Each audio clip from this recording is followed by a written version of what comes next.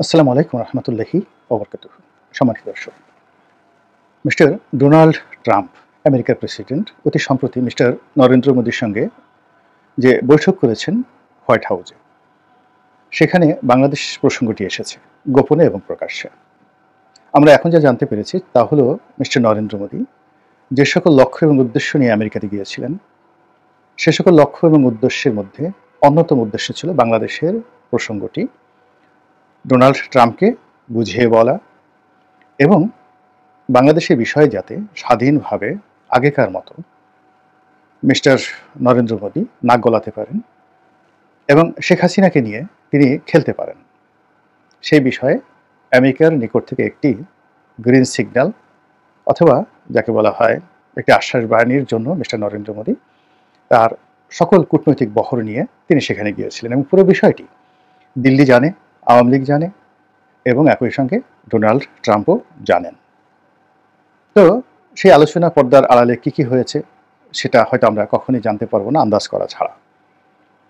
কিন্তু যে বিষয়টি সামনে এসেছে সেটা হলো মিস্টার ট্রাম্প এবং নরেন্দ্র মোদী যে সংবাদ সম্মেলন করেছেন সেখানে জনৈক ভারতীয় সাংবাদিক বাংলাদেশ প্রসঙ্গে মিস্টার ডোনাল্ড ট্রাম্পের মন্তব্য আশা করেন এই কথা বলে যে বাংলাদেশে যে ইউনূস সরকার বর্তমানে ক্ষমতায় রয়েছে, ইউনূস সরকারকে ক্ষমতায় বসানোর পেছনে সাবেক বাইডেন প্রশাসনের হাত রয়েছে, যেটিকে আমেরিকার যে কূটনীতির ভাষা সেই কূটনীতির ভাষায় ডিপ স্টেট পলিসি বলা হয়। এই পলিসির অধীন বেশ কয়েকটি এনজিও এবং বেশ কয়েকটি ব্যবসায়িক গ্রুপ, তার সঙ্গে আমেরিকার একটি রাষ্ট্রীয় প্রতিষ্ঠান সাহায্যকারী সংস্থা, সেই মার্কিন এইড। তো সেই যে সংস্থাগুলো অর্থাৎ সরকারি সংস্থা মার্কিন এইড, তার বাইরে বেসরকারি কতগুলো সংস্থা আর অনেকগুলো ব্যবসায়িক প্রতিষ্ঠান এবং ব্যক্তি, বিশেষ করে ধনকুবের যশ সরোজের নাম এখানে সবার আগে চলে আসে। তারা বাংলাদেশ সহ আফ্রিকার অনেক দেশ এবং পূর্ব ইউরোপের, মধ্যপ্রাচ্যের এবং দক্ষিণ পূর্ব এশিয়ার অনেক দেশের রাজনীতির পট পরিবর্তন করার জন্য বিনিয়োগ করে এবং তাদের দালাল, ফড়িয়া, এজেন্ট এদের মাধ্যমে সেখানে কখনো কখনো 10 বছর, কখনো কখনো 20 বছর ধরে অরাজকতা তৈরি করে এবং সেই অরাজকতা তৈরি করে কখনো সফল হয়, কখনো ব্যর্থ হয়। আর যখন সফল হয় তখন তাদের পছন্দের লোককে ক্ষমতায় বসিয়ে তারা যে বিনিয়োগ করেছে সেই বিনিয়োগ সুদে আসলে তারা উঠিয়ে নেয়। এটা অনেকটা মার্কিন তেল কোম্পানিগুলোর মতো। তারা অফশোর যে তেল অনুসন্ধান করে সেখানে 10% সম্ভাবনা থাকে, 90% সম্ভাবনা থাকে না তেল পাওয়ার, কিন্তু তারা বিনিয়োগ করে যায়। কিন্তু এমনভাবে চুক্তি করা হয় যেন কোনো কারণে যদি 10টা প্রকল্প ব্যর্থ হয় এবং একটা প্রকল্প যদি তারা লাভবান হয় অর্থাৎ তেলের অনুসন্ধান পায়, সেক্ষেত্রে তাদের পুরো বিনিয়োগ সুদে আসলে বহুগুণ উঠে যায়। তো এইভাবে ডিপ স্টেটের যে বিনিয়োগ এটি মার্কিন যুক্তরাষ্ট্র করে, তারপর জাতিসংঘের মাধ্যমে করায়, অ্যাকশন এইডের মাধ্যমে করায়, আরও নানা রকম যাকে বলা হয় আমেরিকান এইডের যে সকল সংস্থা রয়েছে তাদের মাধ্যমে করানো হয়। তো এই বিষয়গুলো ডোনাল্ড ট্রাম্প ক্ষমতা আসার পরপরই তিনি এই বিষয়গুলো অভিযোগ তুলেছেন। ডিপ স্টেটের যে যত ফান্ডিং আছে সেই সব ফান্ডিং বন্ধ করে দিয়েছেন, বিশেষত ইউএসএআইডি, এটি তাদের প্রধান দাতা সংস্থা সরকারি। এখানে যত ফান্ড তারা করতেন পুরো ফান্ড বন্ধ করে দিয়েছেন, কেবলমাত্র যেখানে খাদ্য সহযোগিতা দেওয়া হয় সে সকল খাদ্য সহযোগিতা দেওয়া ছাড়া সব ফান্ড বন্ধ করে দিয়েছেন ইউএসএআইডির। আপনারা জানেন যে বাংলাদেশে ইউএসএআইডির মাধ্যমে এ যাবৎকালে অন্তত পক্ষে স্বাধীনতার পর থেকে আজ অবধি $10 বিলিয়ন বাংলাদেশকে আমেরিকা সহযোগিতা দিয়েছে। আবার আমি বলছি $10 বিলিয়ন। এখন এই $10 বিলিয়ন কখনো তারা সরকারকে সরাসরি দিয়েছে, কখনো এনজিওকে দিয়েছে, কখনো বিভিন্ন এই যে অর্থনৈতিক যে সকল সংস্থা বা যে সকল দুর্নীতি বিরোধী সংস্থা, যে সকল পরিবেশবাদী সংগঠন রয়েছে, নানা রকম এনজিও রয়েছে, তাদেরকে দিয়ে তারা মূলত তাদের এজেন্ট তৈরি করে বাংলাদেশে। এবং শেখ হাসিনার জামানাতে গত সেই 8-10 বছর যাবৎ কয়েকটি প্রতিষ্ঠানের ফান্ডিং নিয়ে শেখ হাসিনা খুবই উদ্বিগ্ন ছিলেন এবং সে সকল প্রতিষ্ঠানের বিরুদ্ধে, আমি এখন নাম বললাম না, আপনারা সবাই জানেন, তো সেই সকল প্রতিষ্ঠানের বিরুদ্ধে শেখ হাসিনা নিজে বিষোদ্গার করেছেন এবং তাদের টাকা পয়সা কোথা থেকে আসে এগুলো খোঁজখবর নেওয়ার জন্য সিআইডিকে নির্দেশ করেছেন এবং অনেককে ধরপাকড় করেছেন। তো যাই হোক, ডোনাল্ড ট্রাম্প ক্ষমতায় এসে এই পুরো জিনিসটিকে বন্ধ করে দিয়েছেন।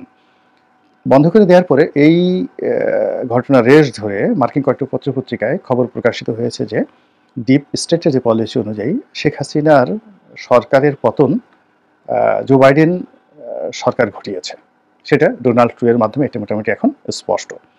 তো এই বিষয়টিতে যখন মিস্টার ডোনাল্ড ট্রাম্পকে প্রশ্ন করা হলো যে ডিপ স্টেটের মাধ্যমে যে কর্মকাণ্ড চালানো হয়েছে সেই কর্মকাণ্ডের মাধ্যমে শেখ হাসিনাকে উচ্ছেদ করা হয়েছে এবং সেখানে যারা বসেছে তারা মূলত আমেরিকার লোকজন। এই ব্যাপারে আপনার মন্তব্যকে তিনি একেবারে সরাসরি নাকচ করে দিয়ে বললেন যে আমাদের এই ডিপ স্টেটের পলিসির অধীন বাংলাদেশে আমরা কোনো কিছু করিনি, এবং এটা তিনি স্বভাবতই এভাবে বলবেন এবং এবারে তার অন্য কিছু বলার ছিল না। কিন্তু বাস্তবতা হলো যে তিনি এই বিষয়টি মিথ্যা বলেছেন, একেবারে ডাইরেক্ট, এর মধ্যে কোনো রকম লুকোচুরি নেই। আমরা সবাই জানি যে শেখ হাসিনাকে সরানোর জন্য আমেরিকা সেই 2018 সন থেকে মরিয়া হয়ে আছে। তারা সুযোগ পাচ্ছিল না, বিকল্পভাবে তারা বাংলাদেশের সকল রাজনৈতিক দলের সঙ্গে যোগাযোগ করেছেন। তারপরে নানা রকম সামাজিক সংগঠন, অরাজনৈতিক সংগঠন, এমনকি বিভিন্ন রকম নিষিদ্ধ সংগঠনের সঙ্গেও কিন্তু তাদের যোগাযোগ ছিল পার্বত্য চট্টগ্রামে এবং ঢাকা শহরে এবং সীমান্ত অঞ্চলগুলোতে। এই হলো এক। 2 নম্বর হলো যে শেখ হাসিনার পতন নিয়ে তারা কখনো কখনো দিল্লির সঙ্গে ঐক্যমত্য হয়েছে, আবার কখনো কখনো দিল্লির সঙ্গে তারা বিরোধিতায় জড়িয়েছে। এইভাবেই 2018 থেকে একেবারে 2024 সন পর্যন্ত টানা কয়েক বছর চলে যায়। তো সর্বশেষ যেটি হয় সেটি হলো শেখ হাসিনার পতনের ব্যাপারে দিল্লি এবং আমেরিকা ঐক্যমতে পৌঁছায় এবং তার প্রেক্ষিতে ঘটনা নাটকীয়ভাবে একটার পর একটা দুর্ঘটনায় পরিণত হয় এবং শেখ হাসিনাকে বলতে গেলে একটা ফাঁদের মধ্যে ফেলে আমেরিকা এবং ভারত সেখানে তারা দিল্লিতে নেওয়ার ব্যবস্থা করে এবং এত মানে সিস্টেমেটিক ওয়েতে কাজটি করে, যার ফলে বাংলাদেশের পুরো রাষ্ট্রীয় ব্যবস্থাকে তারা ব্যবহার করে যাতে করে আগামী দিনগুলোতে অনেককে তারা জিম্মি করতে পারে এবং নিজেরা আন্তর্জাতিক যে কোনো চাপ থেকে, দুর্নাম থেকে, বদনাম থেকে নিজেদেরকে রক্ষা করতে পারে। এরপর শেখ হাসিনাকে দাঁত ভাঙা জবাব দেওয়ার জন্য, শিক্ষা দেওয়ার জন্য, তার মগজ ধোলাই করার জন্য তারা বেশ কিছুদিন তাকে নজরবন্দি করে রাখে। তার কথাবার্তা বন্ধ ছিল। তিনি কোথায় ছিলেন সেটা আগেও যেভাবে আমরা জানতে পারিনি, এখন আমরা সেভাবে জানি না। তবে এখন তিনি কথা বলতে পারছেন, কিন্তু প্রথম দিকে তিনি কথা বলতে পারেননি এবং পরিবারের আপনজনের সঙ্গে তিনি দেখা করতে পারেননি। এমনকি শেখ রেহানার সঙ্গে তাকে বিচ্ছিন্ন করে দেওয়া হয় এবং শেখ রেহানাকে ইংল্যান্ডে পাঠিয়ে দেওয়া হয়।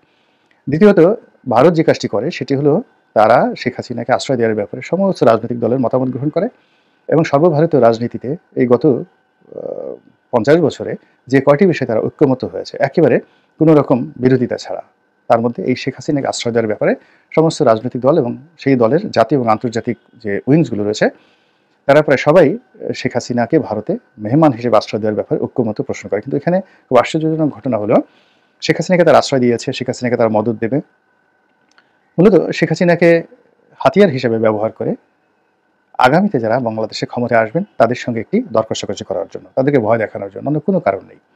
আর সেটা যদি না হয় তাহলে আমেরিকা এবং ভারত আবার শেখ হাসিনাকে ক্ষমতায় বসানোর জন্য মরণ কামড় দেবে। এর কোনো রকম যাকে বলা হয় বিকল্প ভারত চিন্তা করছে না এবং এখন ভারত বাংলাদেশের সঙ্গে যে সকল যোগাযোগ সব যোগাযোগ বন্ধ রেখেছে এবং তারা বলার চেষ্টা করছে যে এই সরকার যেহেতু অনির্বাচিত, কাজে এই সরকারের সঙ্গে তারা কোনো রকম আলোচনা করবে না, আগামীতে যারা নির্বাচিত সরকার আসবে তাদের সঙ্গে আলোচনা করবে। এই যে নির্বাচন এবং নির্বাচিত, এখানে ভারত দুই হাতে খেলছে এবং আমেরিকা এখানে তাদেরকে সহযোগিতা করছে। এখানে ডিপ স্টেট পলিসি অনুযায়ী আমেরিকার বাইডেন প্রশাসন যেভাবে সরাসরি বাংলাদেশের প্রতিটি বিষয় নিজ হাতে তারা দেখতেন এবং নিজেদের চোখে সবকিছু দেখতেন, নিজেরা বিনিয়োগ করতেন, সেই বিষয়টি ডোনাল্ড ট্রাম্প এখন নিজে না করে ভারতের ঘাড়ের উপর চাপিয়ে দিয়েছেন। অর্থাৎ বাংলাদেশে যা কিছু হবে তার ব্যয়ভার থেকে শুরু করে সমস্ত কিছু ভারতকে বহন করতে হবে এবং এই কাজটি ডোনাল্ড ট্রাম্প যে কেবলমাত্র ভারতের সঙ্গে করছেন তা নয়, তিনি তাদের যে বিশ্বস্ত বন্ধু, দীর্ঘদিনের বিশ্বস্ত বন্ধু ইউরোপ এবং ন্যাটো, তাদের সঙ্গে ঠিক সেম আচরণ করছেন। ন্যাটোতে তিনি ফান্ডিং বন্ধ করে দেওয়ার হুমকি দিয়েছেন এবং ইতিমধ্যে ফান্ডিং তারা অনেকটা কমিয়ে দিয়েছেন এবং যে সকল দেশে আমেরিকান ঘাঁটি রয়েছে সেখানে তারা অতিরিক্ত অর্থ দাবি শুরু করে দিয়েছেন। একই সঙ্গে জাতিসংঘের যে সকল প্রতিষ্ঠানে তারা খুব বেশি দান খয়রাত করতেন, বিশেষ করে WHO এবং বিশ্ব মানবাধিকার কমিশন, যেটা জাতিসংঘ মানবাধিকার কমিশন, এই সকল প্রতিষ্ঠানে তারা অনুদান বন্ধ করে দিয়েছে, আরও অনেক কিছু। তো কাজেই আগামীর এই বিশ্বে মার্কিন যুক্তরাষ্ট্র যেভাবে খেলতে চাচ্ছে সেই খেলার মূল থিওরি হবে আমি শুধু নেব, তোমাকে কিছুই দেব না। আমি সব কলকাঠি নাড়ব কিন্তু আমি নিজের গায়ে কাদা মাখাবো না। যেখানে ইসরায়েলকে ব্যবহার করে ইরানকে শায়েস্তা করা যায় সেখানে আমেরিকা কখনোই একটি বুলেট খরচ করতে রাজি নয় এবং করবে না। এরপর যেখানে ভারতকে ব্যবহার করে কোনো কিছু করা যায়, যেখানে ইংল্যান্ডকে ব্যবহার করে, ফ্রান্সকে ব্যবহার করে কোনো কিছু করা যায়, রাশিয়াকে ব্যবহার করে কোনো কিছু করা যায়, সেই কাজটি তারা খুব সুনিপুণভাবে এগিয়ে যাচ্ছে এবং তারই প্রেক্ষিতে এই যে বাংলাদেশে নরেন্দ্র মোদীর এবং ভারতের এবং সর্বোপরি বিজেপির যে নতুন তৎপরতা শুরু হলো এবং এই তৎপরতার বিষয়ে মার্কিন যুক্তরাষ্ট্র যে মিথ্যা কথা বলল এবং ভারতকে যে ব্ল্যাঙ্ক চেক দিল, এই বিষয়গুলো আমাদের যারা কর্তা ব্যক্তি রয়েছে তারা বিবেচনা করবেন এবং সিদ্ধান্ত গ্রহণ করবেন বাস্তবতার নিরিখে। এটাই আমার আশা। আল্লাহ আমাদের সবাইকে হেদায়েত দান করুন এবং হেফাজত করুন। আসসালামু আলাইকুম ওয়া রাহমাতুল্লাহি